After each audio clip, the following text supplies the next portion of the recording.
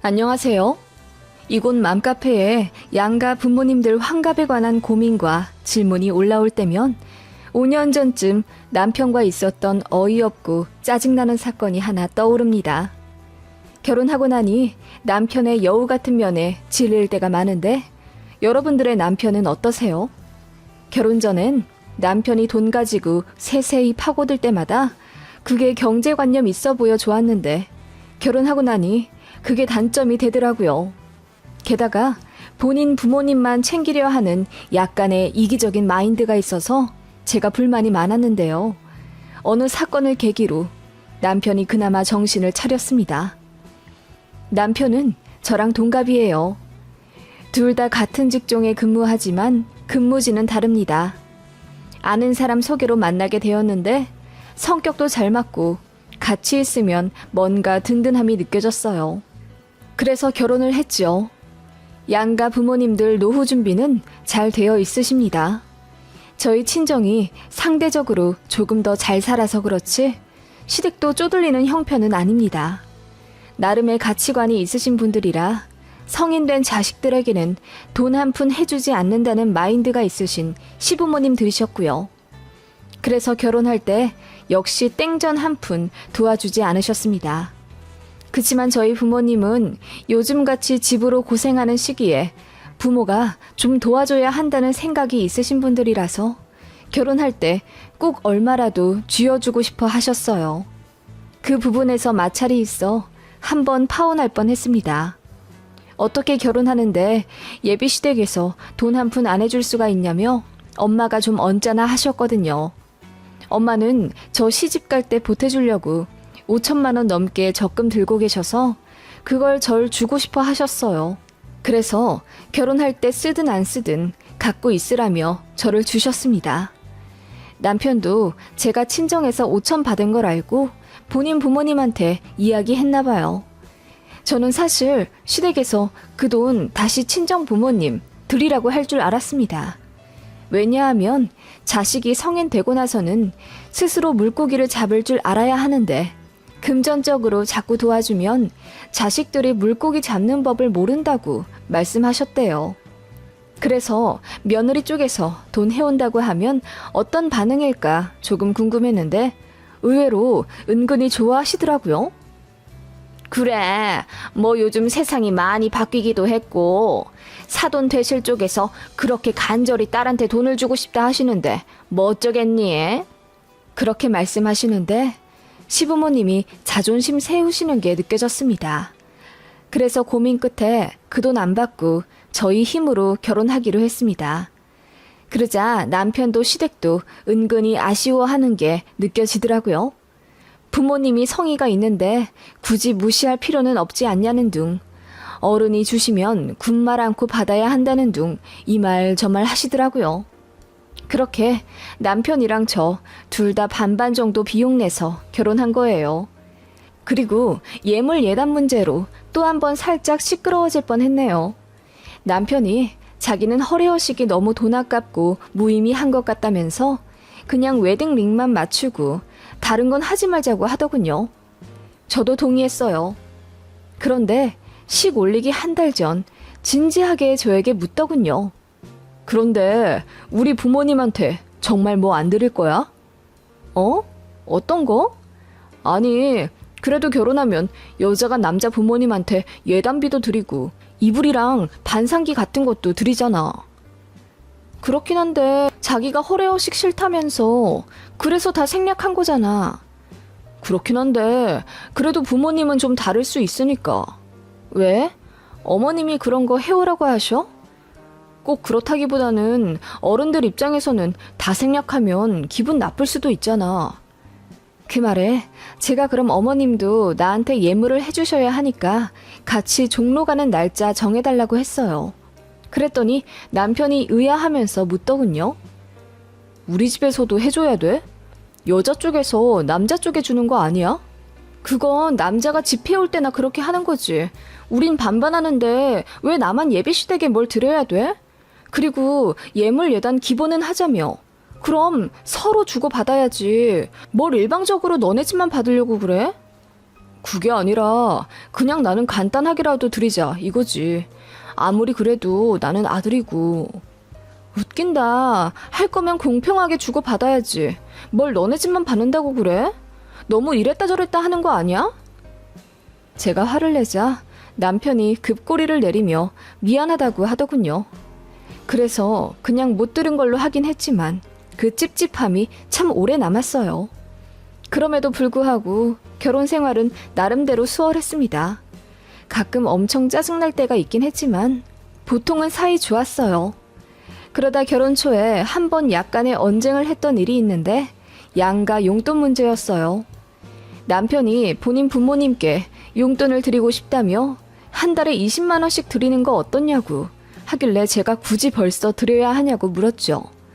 그러자 남편은 시댁 형편이 어려운 건 아니지만 그래도 자식이 결혼했으면 부부가 어느 정도 도리는 하는 게 맞다고 우기더군요. 그래? 알겠어. 그럼 양가 20만 원씩 총 40만 원 앞으로 빼서 저축하는 걸로 해. 제가 말했더니 남편이 고개를 갸웃하더군요. 처갓집에도 돈을 드린다고? 왜? 왜냐니? 시댁에 돈 드리면 당연히 친정에도 드려야지. 그럼 여보 집에만 돈 드리려고 했어? 아니, 장인어른 장모님은 돈 많으시니까. 부모님이 돈 많은 거랑 자식이 자식 노릇하는 거랑 무슨 상관인데. 여보가 여보 입으로 그랬잖아. 시부모님 여유 없어서 돈 드리고 싶은 거 아니라면서. 그 말에 남편이 꿀먹은 벙어리처럼 아무 말 못하더군요. 그러더니 그냥 양가에 돈 드리는 거 없던 일로 하자고 하더군요. 더 물고 늘어지자니 괜히 싸움만 날 것 같아서 앞으로는 말하기 전에 좀 더 깊게 생각해보고 말하라고 하니 남편 얼굴이 시뻘개지더군요. 얘기만 들으면 어떻게 이런 약삭 빠른 사람이랑 결혼하고 살붙이고 살 수 있냐고 하시겠지만 다른 좋은 면들도 많았어요. 가끔 쎄한 면이 있긴 했지만 그래도 굉장히 가정적이라 딴짓할 생각도 안 하는 사람이고 허투루 돈 쓰는 걸 남편 본인부터가 싫어하기 때문에 쓸데없는 취미도 없고 장 보는 것도 다 남편이 해서 제가 편했어요.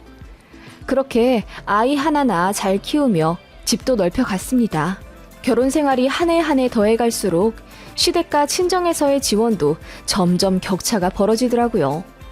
시댁은 여전히 자식한테 뭐 해주고 싶은 마음이 없으셨는지 애 태어났을 때 배냇 저고리, 100일 때 내복, 돌 때 돌반지 하나 주신 게 다였습니다. 그 이후로 아이 생일이랑 어린이날에 완벽히 모른 척 하셨습니다. 그런데 아시다시피 어린이날 3일 뒤가 어버이날이잖아요. 그때마다 시부모님은 갖고 싶은 걸 콕 집어 저희에게 사달라고 하시더군요. 자식은 늙어 죽을 때까지 자식이라 하시며 무슨 일이 있어도 어버이날은 하늘같이 챙기라 하시더군요.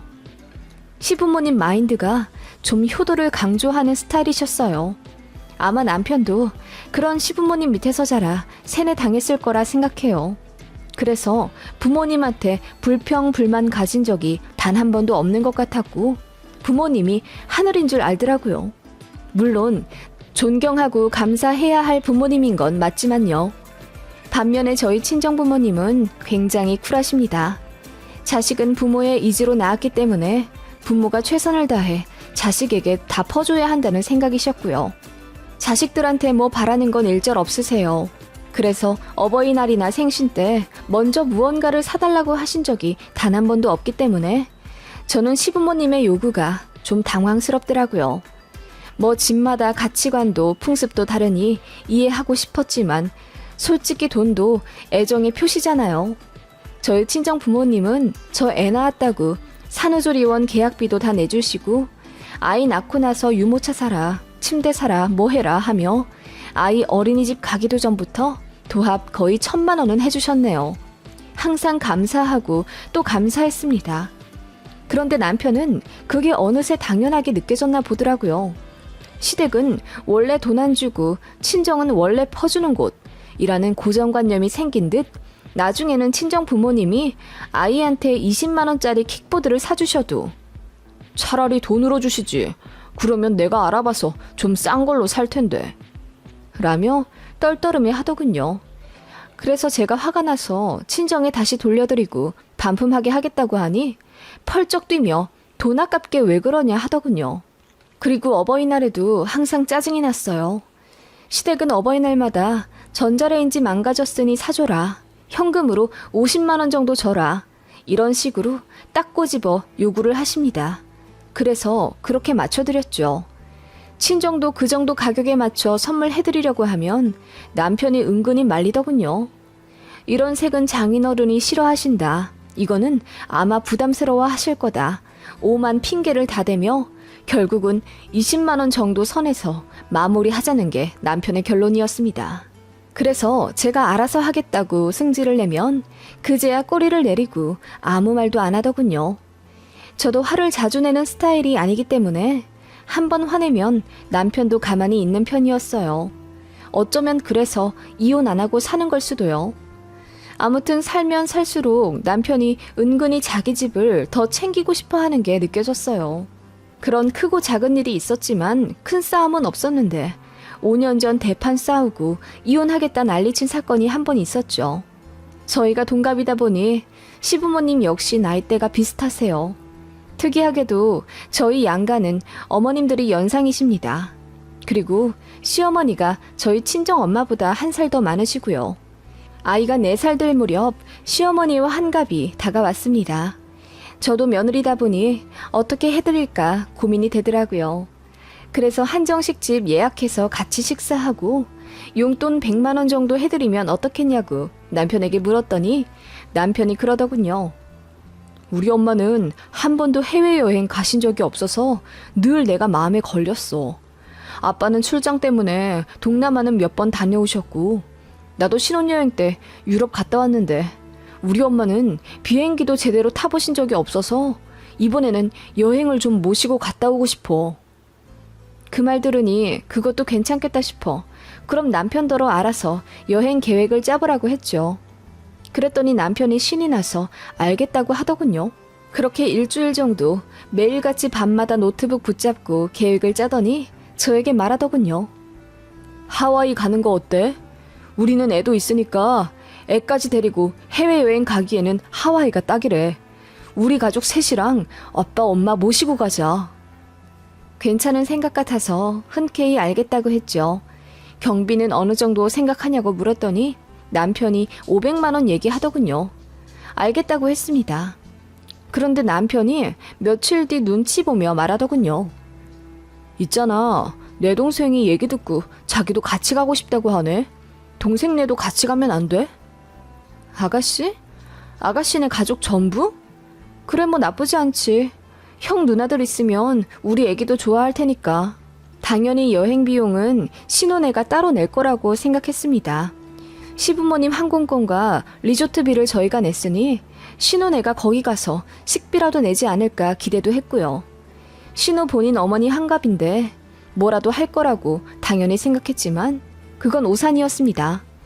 어머님 환갑에 맞춰 부지런히 여권 챙겨드리고 여행 준비를 했습니다. 남편에게 물어보니 예약할 거 다 하고 계획도 다 짜놨다고 하더군요. 보나마나 본인이 알아서 잘 찾아보고 알뜰하게 할인받을 거 다 받아서 좋은 대로 계약했을 거라고 생각했습니다. 편했어요. 남편은 원래 준비성이 철저한 사람이라 안심도 되었고요. 그렇게 시부모님과 신우 가족들하고 공항에 도착했어요. 그런데 티켓을 보니 비즈니스더라고요.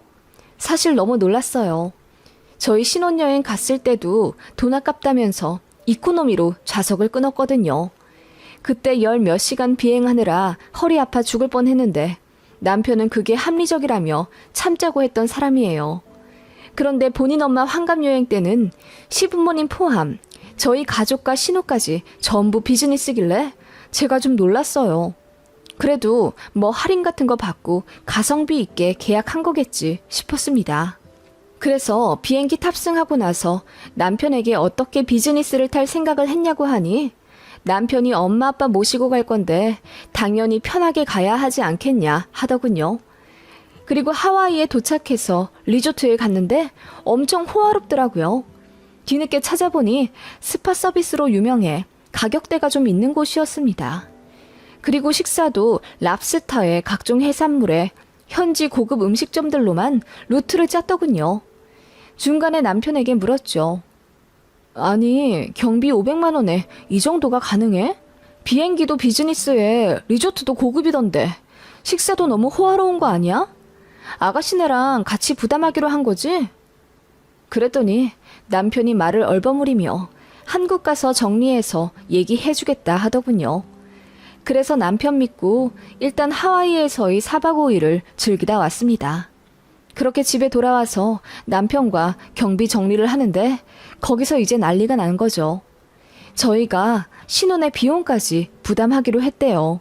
제가 펄쩍 뛰며 그런 게 어딨냐고 따졌더니 남편이 신혼애가 돈이 없어서 오빠로서 좀 도와줬대요. 그래서 총 얼마 썼냐고 물으니 900만 원 넘게 썼더라고요. 아니, 어머님 환갑에 1000만 원 가까이 쓴 게 말이 돼? 애초에 500만 원 정도로 나랑 정한 거잖아. 그렇긴 한데 그래도 생각해보니까 엄마가 언제 또 해외여행 갈지도 모르고 이럴 때 돈 아끼는 건 가치 없는 거라고 생각해서. 아니, 그래도 그렇지. 무슨 아가씨까지 우리가 부담을 해. 아니, 아가씨도 웃긴다. 나한테 고맙단 얘기 한 번 안 했어. 나한테 했어.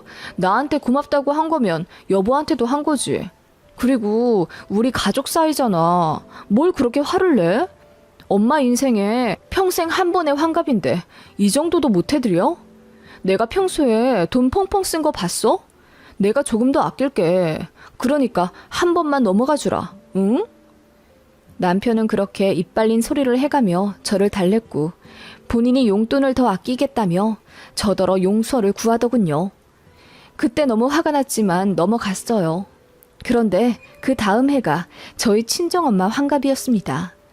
그래서 제가 남편한테 엄마 생신 때는 발리라도 가고 싶다고 했죠. 그랬더니 남편이 흔쾌히 그러라고 하더군요. 제가 항공권 알아보고 여기저기 계획 짜는 걸 유심히 보더니 자꾸 옆에서 훈수 두는 거예요. 이건 이렇게 해야 더 싸고 저건 할인권 적용해야 한다 어쩌고 저쩌고 하더니 나중에는 차라리 한두 달 뒤에 가는 건 어때? 지금 성수기라 비싸거든. 2달 뒤면 여기서 한 100만 원 정도는 아낄 수 있을 텐데. 라고 헛소리를 하길래 제가 소리를 지르며 왜 우리 엄마 환갑 때는 돈 아끼려고 머리 쓰냐면서 화를 냈어요. 그랬더니 자기는 그냥 합리적으로 하고 싶을 뿐이라더군요. 그런데 막상 친정엄마가 해외여행을 별로 가고 싶어 하지 않으셨어요. 해외 음식도 입맛에 잘 안 맞는다 하시는데 남편이 그 얘기를 듣고 눈을 반짝이며 전화를 뺏어들더니 장모님, 제가 강원도에 기가 막힌 리조트를 하나 알고 있어요. 거기 가면 정말 해외 뺨치기 풍경도 좋고 서비스도 기가 막히대요. 거기 가시죠. 라고 적극 추천하더군요. 그거 보니 기가 찼습니다. 그런데 엄마도 강원도를 좋아하셔서 흔쾌히 알겠다 하시더군요. 속은 쓰렸지만 그렇게 친정엄마 환갑은 강원도로 정했네요. 대신 정말 고급스러운 리조트로 평수 큰 걸로 해서 부모님 모시고 가기로 했어요. 남편이 예약하겠다고 해서 그러라고 했죠. 그리고 친정엄마 환갑쯤 남편 부서에 중요한 일이 있어서 저랑 아이 그리고 부모님만 가게 되었습니다. 그렇게 출발하는데 남편이 잘 다녀오라며 본인이 식당 리스트를 짜놨으니 여기로 가면 된다고 계획표를 주더라고요. 그래서 별 생각 없이 주머니에 찔러놓고 강원도로 향했습니다. 리조트 도착해서 체크인 했는데 평수가 좀 이상하더군요. 저는 남편에게 분명 60평대로 예약하라고 했거든요. 그래서 직원에게 물어보니 저희가 묵는 곳은 40평대라는 거예요. 남편이 마음대로 40평대로 바꾼 거죠. 어이가 없더라고요. 그래서 바로 방 바꿔달라고 했습니다. 1박에 70만 원이 넘는 80평짜리 복층 초호화 스위트로요. 친정엄마가 이건 너무 과한 거 아니냐며 말렸지만 저는 너무 화가 나 그렇게 할 수밖에 없었습니다. 그리고 남편이 짜준 식당 리스트들을 뒤늦게 확인했더니 가관도 아니더군요. 저는 당연히 고급 한정식 위주로 적어놨을 줄 알았는데 보니까 바지락 칼국수집, 올갱이 국수집 이런 것만 죄다 적어놨더라고요. 한 끼에 인당 몇천 원 하는 그런 식당이요. 어이가 없더군요. 그래서 분노의 검색으로 최고의 셰프가 계신다는 초호화 레스토랑에 가서 제일 비싼 해산물 요리도 먹고 인당 6만 원 넘는 한정식 집도 갔습니다. 강원도에서 2박 3일 묵을 예정이었는데 회사에 얘기해서 하루 더 휴가 내 총 3박 했네요. 그렇게 4일 동안 먹고 자고 쓴 돈이 거의 400만 원은 넘은 것 같아요. 그리고 부부 공동 계좌에서 돈 인출해서 500만 원을 엄마한테 드렸습니다. 엄마는 아무것도 모르고 이건 너무 과하다며 저에게 손살에 치며 안 받으려 하셨지만 사위가 드리라고 한 거라며 막무가내 엄마 가방에 찔러 넣었죠. 그때 마침 남편이 친정엄마에게 전화를 하더군요. 엄마가 너무나 좋아하시며 이서방, 아니 이렇게 좋은 곳을 예약해줘서 내가 너무 호강했네. 밥도 어찌나 고급스러운 데만 알려줬는지. 그리고 용돈을 500만 원이나 챙겨줬어? 내가 받아도 너무 미안하네. 아무튼 환갑 챙겨줘서 고맙네. 라고 하니 전화기 너머 남편이 당황한 듯한 낌새가 느껴졌어요. 그렇게 엄마 아빠와 인사하고 저는 아이와 집에 갔어요. 그런데 남편 얼굴이 불그락 푸르락 난리도 아니더군요. 여보, 카드 내역서 보니까 뭔가 좀 잘못된 것 같은데? 그래, 뭔가 좀 잘못되었더라. 나는 분명히 60평대로 예약해달라고 했는데 자기가 40평대로 2박 해놨더라? 잘못 예약해둔 것 같아서 내가 룸 업그레이드 했어. 뭐 잘못됐어? 그러자 남편이 말을 더듬으며 당황해 하더군요. 아니, 그게 너무 넓으면 우리 애가 불편해할 것 같아서 40평대면 딱 안정적이고 좋을 것 같더라고. 무슨 소리야. 놀러 가는 건데 크면 클수록 좋지. 그리고 식당 짜놓은 것도 너무 자기 입맛대로 해놨더라.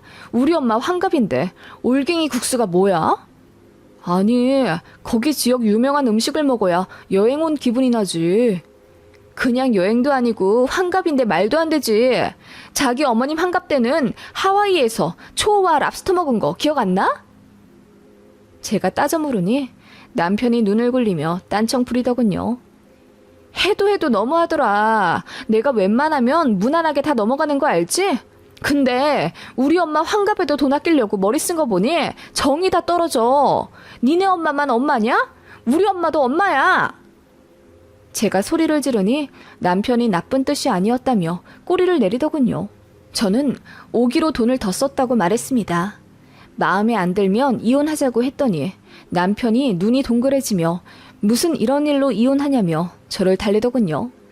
늘 무덤덤하게 살아온 제가 이 정도로 화내며 이혼 얘기를 하니 남편도 기겁했는지 나중에는 싹싹 빌기까지 하더군요. 그래서 다시는 시댁만 챙기려고 수쓰지 말라고 그럴 때마다 정이 후두둑 떨어진다고 소리를 질렀습니다. 내가 모르고 넘어간 줄 알아? 좋게 넘어가주면 고마운 줄 알아야지. 그렇게 너네 집만 챙기고 싶으면 이혼하고 너 혼자 실컷 챙겨. 그랬더니 남편이 기겁을 하며 진정 좀 하라더군요. 자기는 끝까지 우리 부모님 생각해서 그렇게 계획을 짠 거라고 헛소리를 하길래 저 바로 애 데리고 집 나갔습니다. 친정에 가려다가 근처 레지던스에 묵으며 남편한테 이혼 협의서 작성해 놓으라고 엄포를 놓았더니 3일 뒤에 엉엉 울면서 전화 오더군요. 다신 안 그럴 테니 용서해 달라고요. 그래서 집에 들어갔어요. 남편은 그날 이후로 돈 쓸 때마다 저한테 물어보고 시부모님 챙길 때도 제 눈치 엄청 보더군요. 이렇게까진 안 해도 됐었는데 솔직히 너무 괘씸하더라고요. 우리 가족 잘 살자고 입속 챙기는 건 좋긴 한데 처가 무시하고 자기 부모님만 챙기는 건 이기적인 거죠. 아무튼 그 일이 시부모님 귀에도 들어갔는지 그날 이후로 저 볼 때마다 어려워하시고 어버이날에 뭐 사달란 얘기도 안 하시네요. 남편 행동은 쭉 예의주시하는 중이에요. 그러게 적당히 좀 했으면 서로 좋았을 텐데 꼭 욕심을 부려서 일을 그르치는 것 같더라고요.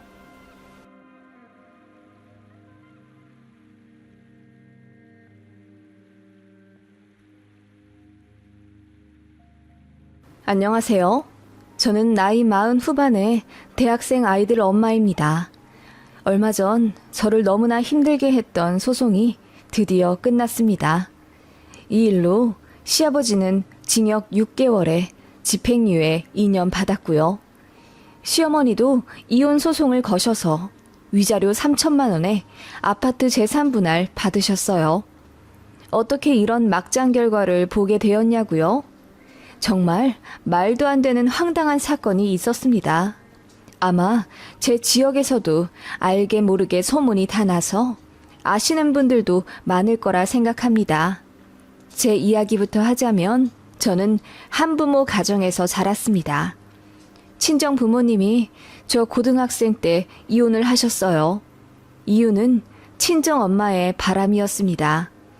친정 아빠는 사업하시느라 너무 바쁘셨고 저 역시 공부한다고 학원이랑 독서실 다니느라 새벽 6시에 집 나서서 매일 밤 12시 넘어 집에 왔어요.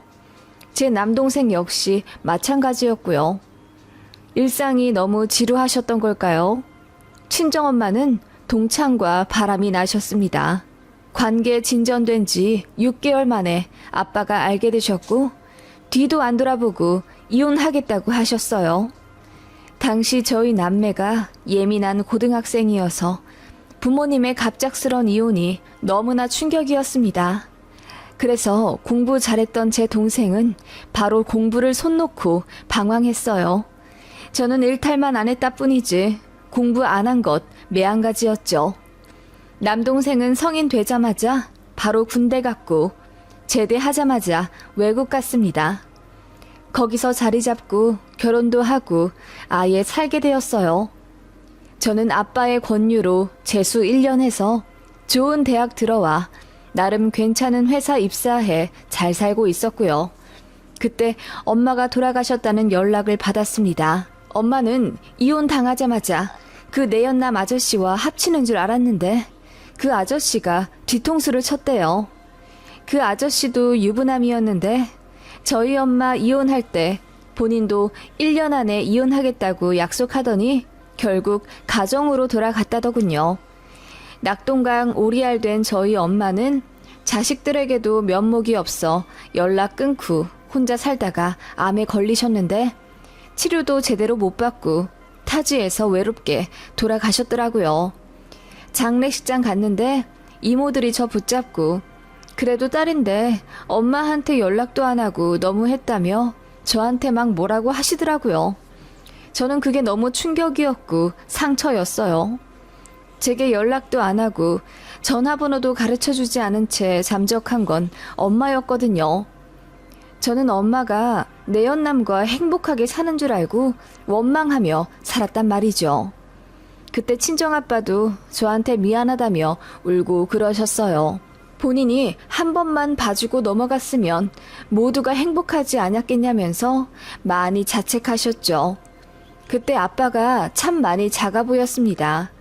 그래서 지난날의 고통과 원망은 모두 버리고 저도 아빠한테 잘하려고 노력 많이 했어요. 집 나가 외국 나가 사는 남동생 녀석한테도 한국 좀 자주 오라고 퇴근해서 1년에 2번 정도는 아빠를 뵙게 했고 그렇게 우리 세 식구 다시 끈끈해질 무렵 저도 결혼할 나이가 다 되어 적당한 남자에게 시집을 왔습니다. 시댁에서도 제 사정 다 알고 계셨어요. 그래서 사실 반대가 심했습니다. 정확히 말하자면 시아버지의 반대였죠. 평범한 집에서 자란 자식도 흠이 있는 법이다. 그런데 엄마가 바람이 났다는 건 굉장히 드문 일이야. 딸은 보통 엄마를 따라가잖니? 쟤도 늙음하게 바람나서 우리 아들 힘들게 하면 누가 책임지냐? 그렇게 호통을 치셨고 저는 그 말에 기가 죽어 아무 말도 할 수 없었습니다. 그런 저를 따뜻하게 받아주신 건 시어머니였어요. 가정사가 중요한 건 맞지만 그보다 중요한 건 사람 됨됨이야. 나는 현주 믿는다. 우리 아들한테 얘기 많이 들어서 알아. 마음이 얼마나 여리고 착한데. 그리고 하나를 보면 열을 난다고 저보다 못한 사람 도울 줄 알고 공감 능력도 좋더라. 사람이 성실하고 착하면 그만이지. 굳이 흠을 만들 필요는 없잖아요. 저는 어머님 그 말씀에 그만 펑펑 울어버렸네요. 그렇게 결혼했어요. 남편 때문에 속상하고 짜증이 나도 어머님이 좋아서 결혼 후에 한 적이 없습니다. 시어머니는 늘 명절 때 시댁을 먼저 오라고 하셨어요. 아들 가진 엄마의 이기심이 아니라 음식 챙겨서 친정 내려가라고요. 혼자 사시는 친정아빠가 끼니를 제대로 못 챙겨 드시면 어쩌냐며 명절 때마다 제 편으로 밑반찬 바리바리 싸주시는 분이었어요. 그리고 하룻밤 자고 다음날 새벽에 저를 깨우며 어서 일어나 친정 가라고 채근하십니다. 현주야, 어서 아빠 보러 가야지. 동생도 안 오는데 사돈 어른께서 너만 목 빠지게 기다리시겠다. 어서 준비하고 가. 어머님, 아직 동도 안 텄는데요? 저 아침 먹고 가면 안 돼요? 아침은 친정 가서 먹거라. 내가 다 싸놨어. 데우기만 하면 돼. 아들, 너도 어서 일어나서 준비하고 운전해서 내려가. 그래서 시댁 갔다가 친정 가는 길은 늘 양손이 무겁습니다. 시어머니의 오지랖은 저에게 그 무엇보다도 큰 사랑이었어요.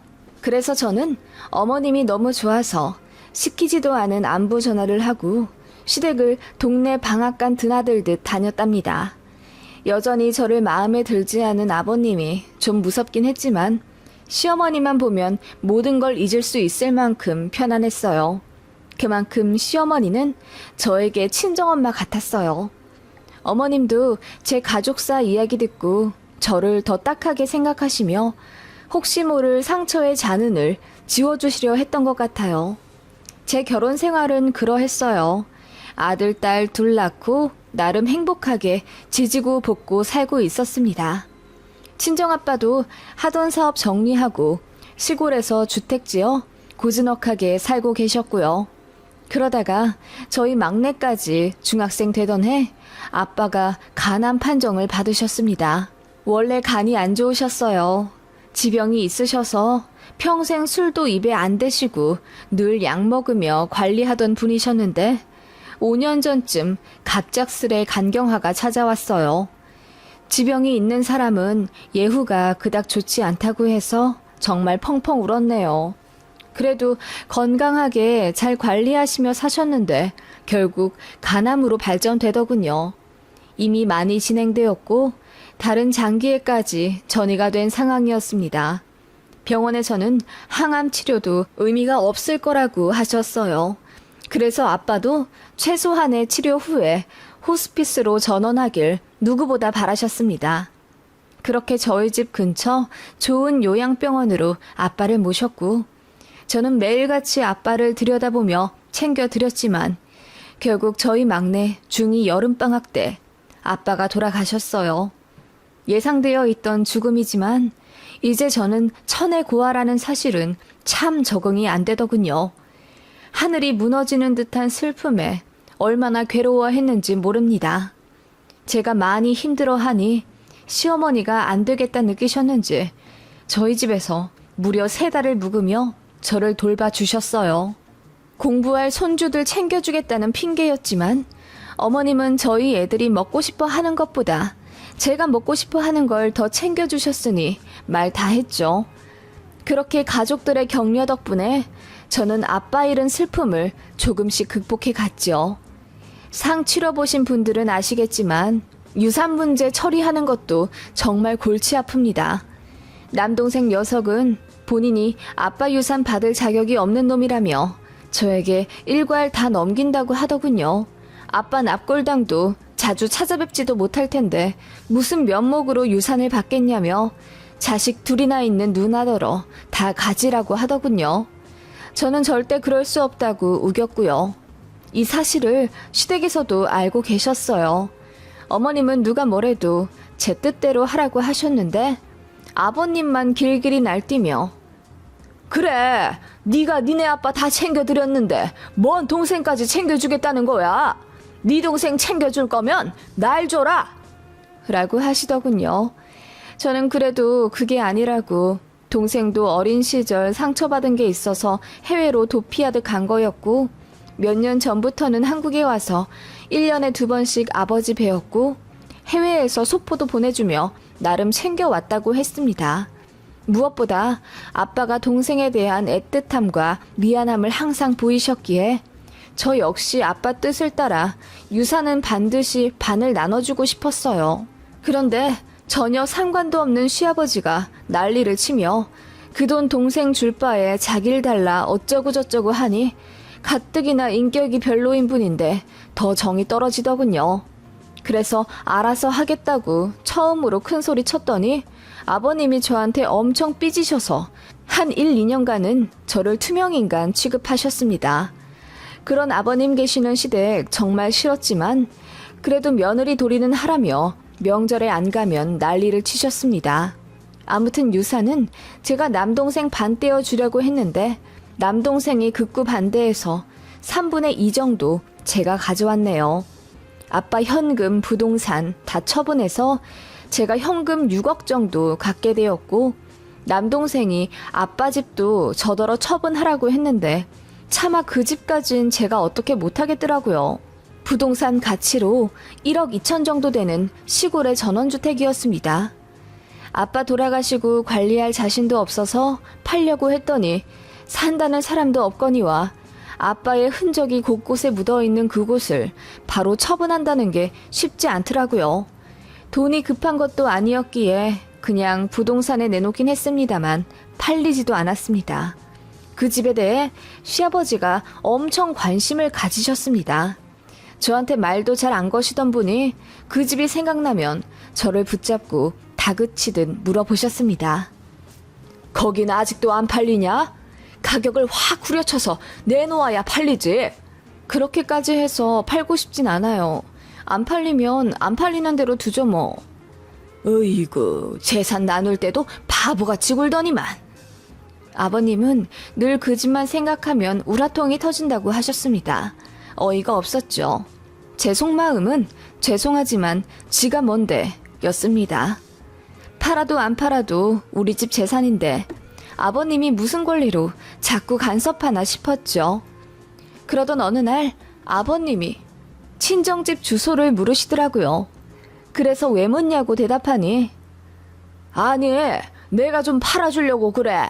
그 동네 부동산 시세를 좀 알아야 대처를 할 거다냐 라고 하시길래 상관하지 마시라 했더니 갑자기 꼬리를 내리며 아는 사람이 시골 내려가 살고 싶어 한다며 소개를 시켜주려고 한다고 하더군요. 생판 남이 그 집 사가는 것보다 그래도 가족 중에 건너 아는 사람이 사가는 게 더 낫지 않겠냐? 라고 하시길래 그 말도 일리가 있겠다 싶어 친정집 주소를 알려드렸죠. 집 내부도 좀 봐야 한다며 도어락 비밀번호를 알려달라 하셔서 보내드리기도 했어요. 그런데 그 이후로 감감무소식이더라고요. 별 기대 안 했기에 저도 잊고 있었죠. 1년 반쯤 지났으려나 친정집 동네 마을 이장님한테 전화가 왔습니다. 아빠 돌아가시고 나서 집 문제 때문에 제 전화번호를 이장님께 알려드렸거든요. 이장님이 화가 난 목소리로 이봐요. 공용 수도를 함부로 쓰면 어떻게 해? 사용료를 내고 써야 한다니까. 밑도 끝도 없이 수도 사용료를 내라는 이장님의 말씀에 저는 놀라서 그게 무슨 말씀이냐고 물었죠. 그러자 이장님이 그러시더군요. 아무리 가끔 쓴다고 해도 이 정도로 많이 끌어가는 건 돈을 내야지. 마을 사람들 다 돈 냈어. 시골 인심 박하다고 하지 말고 시아버지한테 잘 말씀드려서 이번 달까지 사용료를 내시오. 아니 이장님 무슨 말씀이신지 모르겠어요. 전화 잘못 거신 거 아니에요? 어? 돌아가신 체리나무집 딸 아니요? 맞아요. 그런데 그 집 수도를 쓰다니요? 아시다시피 저 거기 안 간 지 1년이 넘었는데요.